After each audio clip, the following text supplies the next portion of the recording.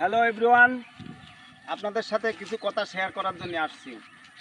দেখেন, আমি অনেক সম্ভ্রান্ত ঘরের পরিবারের সন্তান। আমি সারা জীবনভর এই পথে পথে বেরিয়ে কী করেছি আপনারা দেখেন। আমার কিছুই নেই। আমি এই ভ্যান আমার সম্বল, এছাড়া দ্বিতীয় কোনো কিছু আমার কাছে নেই অপশন।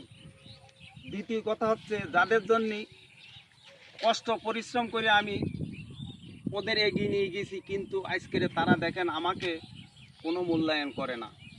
আমি দেখে মানুষ নাকি ওরা সেই জিনিসটার দিকে লক্ষ্য কখনো করে না। আমি একজন অসুস্থ মানুষ, কিছুদিন আগে আমি অ্যাক্সিডেন্ট করেছি। আমার এমন অবস্থা হয়েছে বাঁচার কোনো লাইন ছিল না। আমার মা বাবার দোয়া আছে, 10 ভাই বোনেদের দোয়ায় আমি বেঁচে আছি। কী করে বেঁচে আছি আমি নিজেও জানি না। তাই বলবো, আপনারা আমাকে একটু সহযোগিতা